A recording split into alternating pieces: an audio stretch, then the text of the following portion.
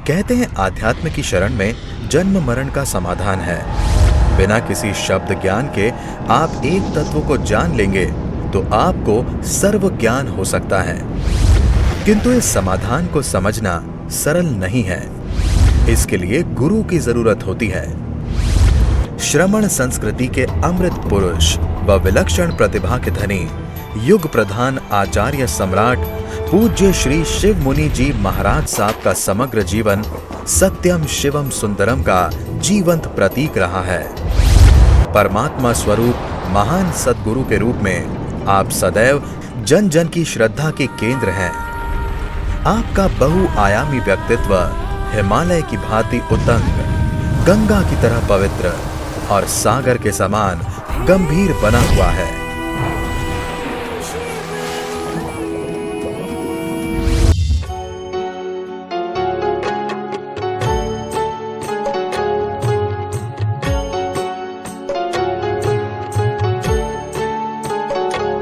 अरिहंत परमात्मा महाविद्य क्षेत्र में विराजमान, जिनकी अनंत अनंत कृपा हम सब पर बरस रही, उस परम पिता परमात्मा देवादिदेव क्षमा शर्मन त्रिलोकीनाथ के चरण सरोजों में अनंत आस्था के साथ नमन वंदन प्रार्थना कृतज्ञता के भाव। शासनपति भगवान महावीर, जिनका धर्म शासन धर्म संग धर्म तीर्थ में हम सब धर्म का अमृत पान कर रहे हैं, उस प्रभु की अंतिम वाणी को, उस प्रभु की साधना को, उस प्रभु के तप को अनंत अनंत नमन और वंदन करते हुए आप सभी हम सभी को विशेष अवसर मिला कि इस पंचम काल में भगवान महावीर की वाणी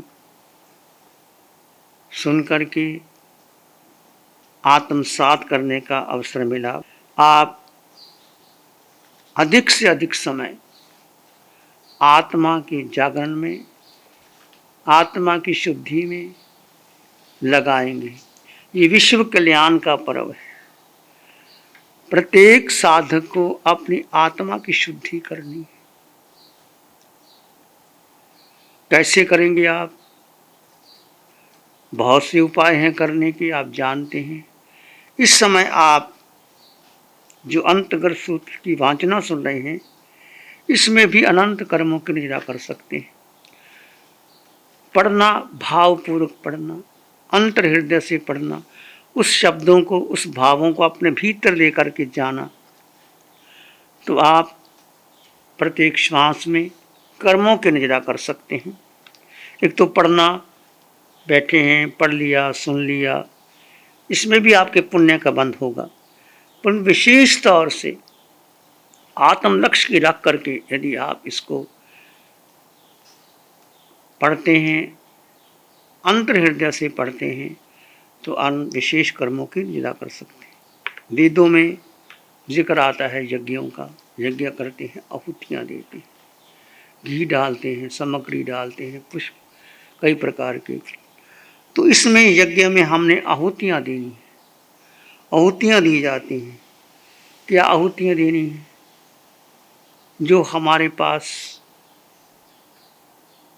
3 शब्द आते हैं, हे, गे और पाद्य। हे छोड़ना है, गे को जानना है और पाद्य को ग्रहण करना है। आहुति देनी है मिथ्यात्व की, अज्ञान की, मोह की, माया की, क्रोध, लोभ, अहंकार की, जो जन्मों जन्मों से मिथ्यात्व हमारे साथ चला आ रहा है। हम कुछ भी क्रिया करते हैं परंतु मिथ्यात्व लगा रहता है। मिथ्यात्व क्या है? अज्ञान क्या है? मोह क्या है? मिथ्यात्व है कि मैं देह हूं, देह मेरी है। सबसे बड़ा मिथ्यात्व।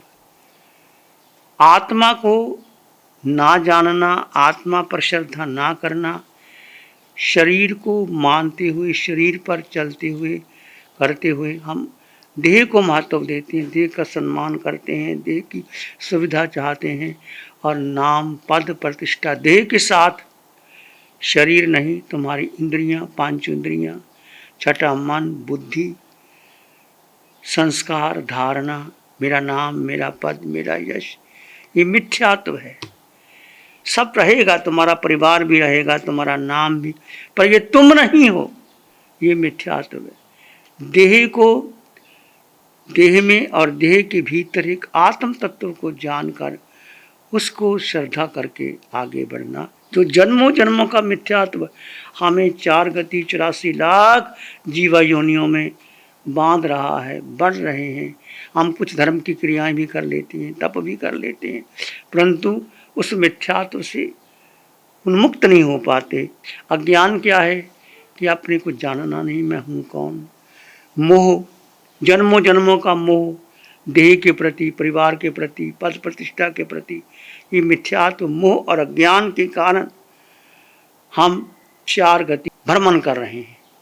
इसके साथ मोह आ गया, फिर राग द्वेष, फिर क्रोध मान माया लोभ, सारा ये बंधन है 4 गति 84 लाख जीवन का। इसमें आपने आहुति देनी है, उसको जलाना है, इसको भस्मीभूत करना है। फिर जानना क्या है, हे ज्ञे, जानना है कि मैं हूं कौन, मेरा अस्तित्व क्या है, किस लिए मैं आया।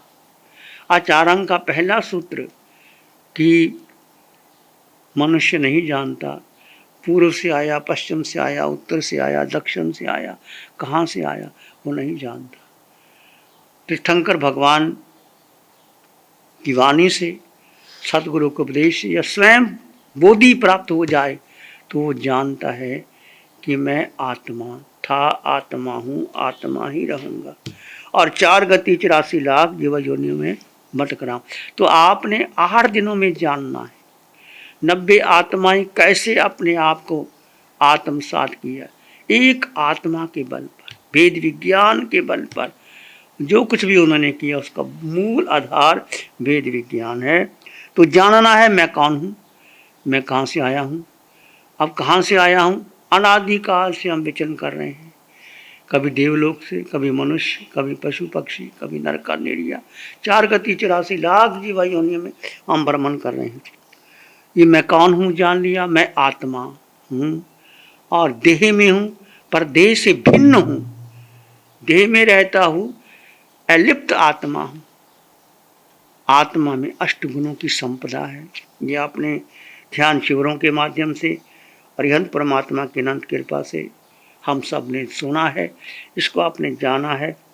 मैं कौन हूँ, कहाँ से आया हूँ, मेरे जीवन का लक्ष्य क्या है। आप लक्ष्य भी तय करेंगे अपने जीवन का, एक ही लक्ष्य, इस देह से मुक्त होकर के मुझे सिद्ध गति की ओर प्रस्थान करना है और मेरा स्वरूप क्या है ये जानना है। हे ज्ञ उपाध्याय, उपाध्याय क्या है, सत्य को जानना है, सत्य में जीना है, सत्य में श्रद्धा करनी है और सत्य में उतरना है। सत्य क्या है, अब ये सत्य है, भेद विज्ञान के द्वारा आप जानेंगे। जीव और अजीव का भेद मूल है। भेद विज्ञान की साधना, ये चतुर्थ काल की साधना, पंचम काल में अरिहंत परमात्मा की अनंत अनंत कृपा से जो भगवान महावीर की साधना, जो आप वेद विज्ञान की साधना है। तो अनंत कृपा अरिहंत परमात्मा की, शासन देवों की, वीतराग साधिका निशा जी की अथक स्वयं से जो हमें वाणी मिली, वो वाणी आपको भी मिली है। आपने भी साधना शिविर किए हैं, परंतु इसको निरंतरता बनाए रखना है। ये ना शिविर कर लिया फिर छोड़ दिया, इसको निरंतरता आप करेंगे तो जानेंगे आप सत्य को जानना। सत्य को एक बार जान लिया काफ़ी नहीं है, क्योंकि अनादिकाल का मिथ्यात्व हमारे भीतर आ रहा है।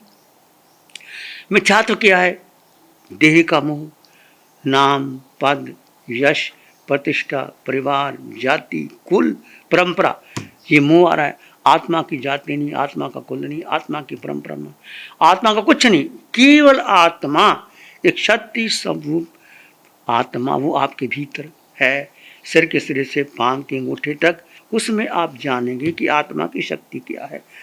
तो 3 बातें, हे ये उपाध्याय, हे में आप छोड़ना है मिथ्यात्व, अज्ञान, मोह, राग द्वेष, क्रोध, मान, माया, जितना हो सके 8 दिनों के अंदर मिथ्यात्व का तोड़ते हुए, कुशाओं को तोड़ते हुए और जानते हुए ये मैं कौन हूँ, कहाँ से। निरंतर आप सोचें कि मैं 4 गति में भ्रमण कर रहा हूँ।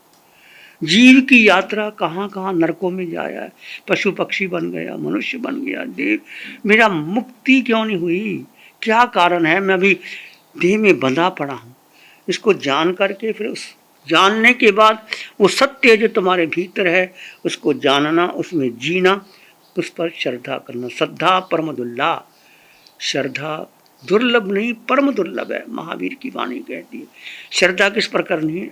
आत्मा पर, स्वयं पर श्रद्धा करनी है कि मैं आत्मा था, आत्मा हूं, आत्मा ही रहूंगा। सम्यक दर्शन ज्ञान चरित्राणि मोक्ष मार्ग, मोक्ष का मार्ग जो भगवान महावीर ने फरमाया है, सम्यक दर्शन, सम्यक ज्ञान, सम्यक आचरण। सम्यक दर्शन, सम्यक ज्ञान, सम्यक दर्शन का मतलब आत्मदर्शन। आत्मदर्शन कब होगा? आत्मा की अनुभूति कब होगी? जब आप भेद विज्ञान करेंगे। जीव और अजीव दो तत्व है। ये देह में जीव अनादिकाल से रह रहा है, गति, योनि, लिंग, कुल, परंपरा में रहता हुआ जीव अपने आप को मानता हुआ देह में, उसमें विभाव में पड़ करके संसार में परिभ्रमण कर रहा है। इस संसार में परिभ्रमण ना करता हुआ जीव अपने को जाने, आत्मदर्शन, आत्मा का साक्षात्कार, आत्मा का अनुभव, सम्यक दर्शन, सम्यक ज्ञान, आत्मा का ज्ञान, और कोई ज्ञान नहीं, केवल आत्मज्ञान, आत्मदर्शन और आत्मा का आत्मा में रमण हो जाना, आत्मा का आत्मा में स्थित हो जाना, आत्मा का अनुभव कर लेना, और ये निरंतर आपकी धारा बढ़ती चली जाए। सम्यक दर्शन ज्ञान चरित्राणि मोक्ष मार्ग, इसी से ही मोक्ष का मार्ग है। मैं बस इतना ही ध्यान साधना के बारे में कह सकती हूँ कि जब मैंने शुरू किया ध्यान साधना शिविर, हम हर जगह जाते साधु संतों पे कहते हमें मोक्ष जाना है, कैसे जाना है पता नहीं। जब भगवान ने समझाया सबसे सिंपल, सबसे इजी मार्ग मोक्ष जाने का ध्यान साधना, वो करते रहे, बढ़ता गया। भगवान की बहुत कृपा से ही बढ़ा। आज कोरोना के टाइम में जब हम साधना के लिए शिविरों में नहीं जा सकते, पर साधना तो चल रही है, हमारे अंदर भगवान ने बीज डाल दिया, वो बीज पौधा बना, वो बीज और फलेगा, फूलेगा, ज़रूर फलेगा। और ये साधना ऐसे बढ़ेगी जैसे ज्योत से ज्योत बढ़ती है, उजाला होता है, ऐसे साधना बढ़ भी रही है। हम जहाँ भी रहेंगे हमारा लक्ष्य बंधा हुआ है, हमारा मार्ग नक्की है, हमने इसी मार्ग पर चलना है। भगवान बस आपका साया जैसे बनता है बना ही रहे हम पर। इसी भाव के साथ मैं आपकी मंगल कामना करती हूँ, साधना की मंगल कामना करती हूँ, आपके स्वास्थ्य की मंगल कामना करती हूँ। भगवान बस आपका आशीर्वाद बना रहे।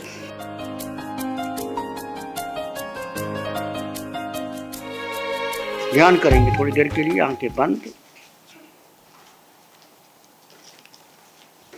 मन वचन काया शांत, शरीर शांत, विचार शांत, सृष्टि शांत, वातावरण शांत, हर दिशा, हर किनारा शांत।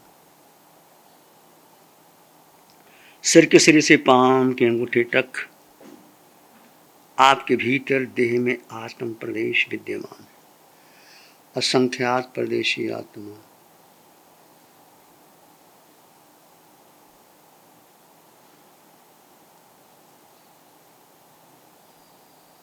पूरे चेहरे पर आत्म प्रदेशों के स्पंदन का अनुभव करें।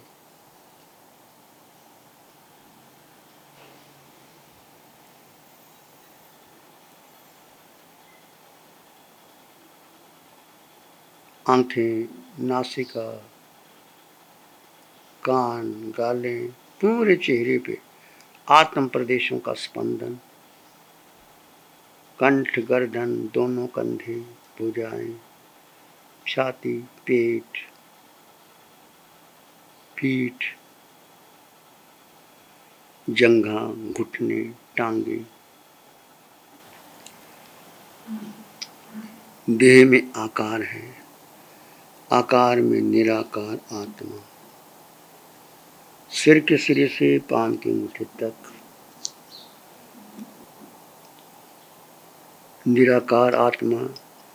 आत्मा का कोई आकार नहीं, रंग नहीं, रूप नहीं, वर्ण नहीं, गंध नहीं, रस नहीं, स्पर्श नहीं।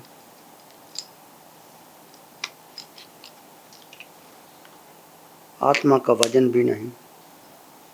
दो तत्व जुदा जुदा हैं। सिर के सिरे से पाम की अंगूठी तक आत्म प्रदेशों का स्पंदन करते हुए देह भिन्न, आत्मा भिन्न। देह में एक जीव तत्व आत्मा अलिप्त है, शुद्ध है, पवित्र है। देह में है पर देह से जुदा है। दो तत्व जुदा जुदा है। भेद विज्ञान के द्वारा इसको जाने और समझे। विचार आए तो आने दें, जाए तो जाने दें। विचार के पार, बुद्धि के पार, मन के पार आप अपने में स्थित रहें।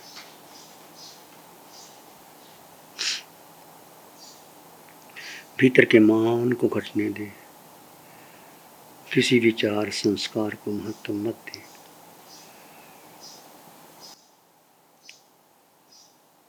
अपने भीतर मंगल का भाव लाएं। चित्त हमारा शुद्ध हो, सद्गुण से भर जाए। चित्त हमारा शुद्ध हो, सद्गुण से भर जाए। सेवा करुणा प्यार ही मन मानस लहराए। सेवा करुणा प्यार ही मन मानस लहराए। सबका भला हो, सबका मंगल हो, सबका शुभ। इसी में एक लंबा गहरा सांस ले। अरिहंत परमात्मा के चरणों में कृतज्ञता ज्ञापित करूं। एक और लंबा गहरा सांस। अरिहंत परमात्मा के चरणों में नमन और वंदन। दोनों हाथों को आंखों पर ले जाएं। हल्का सा स्पर्श, धीरे से आंखें खोल सकते हैं। नमो अरिहंत।